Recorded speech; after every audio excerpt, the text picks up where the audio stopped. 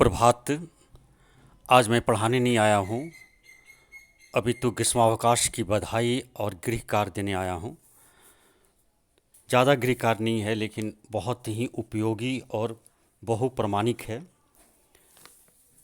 आपको ग्रीष्म अवकाश में 2 निबंध लिखने हैं। निबंध का अर्थ होता है सुंदर से सजाना या संवारना। याद रखिए, इसमें जो भूमिका होते हैं उस पे 2 अंक दिए जाते हैं, इसलिए मानक शब्दों का प्रयोग करेंगे। इसके बाद जो मध्य भाग अथवा जो विषय का विस्तार होता है, जैसे कि इसमें पलायन के कारण, पलायन के दुष्प्रभाव दिए हुए हैं, इसमें आपको 4 अंक मिलेंगे। और जो उपसंहार है, जिसको निष्कर्ष या कंक्लूजन कहते हैं, इस पे 2 अंक दिए जाते हैं। और आपकी भाषा शैली में कितनी पकड़ है उस पर 2 अंक दिए जाते हैं। यानी कुल 10 अंक के निबंध आते हैं। और इस निबंध को आप 4 भाग में विभाजित कर सकते हैं। पहला, भूमिका के लिए 2 अंक। दूसरा, मध्य भाग अथवा जो विषय का विस्तार है उसके लिए 4 अंक। जो निष्कर्ष है, उपसंहार है, कंक्लूजन है, उसके लिए 2 अंक। और आपकी भाषा, अगर भाषा प्रामाणिक है, तत्समनिष्ठ है, तो उसके लिए 2 अंक दिए जाते हैं। तो मैं 2 निबंध दे रहा हूँ आपको। भारत से प्रतिभा पलायन। पलायन का अर्थ होता है डिक्लाइन, भाग जाना।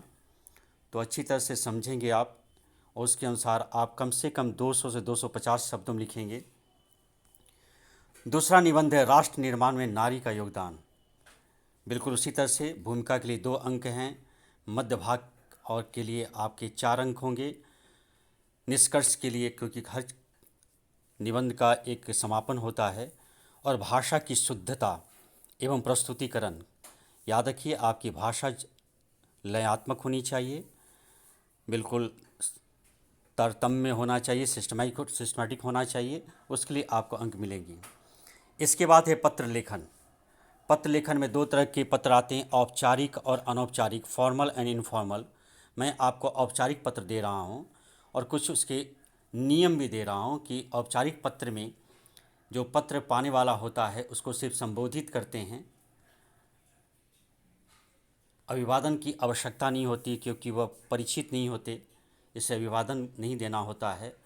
अभिनिवेदन देना होता है, जिसको नीचे में आप देते हैं, आपका कृपाकांक्षी भवदीय स्त्री हैं तो भवदिया, ऐसे करके आप उसका निष्पादन करेंगे। तो पत्र है आपका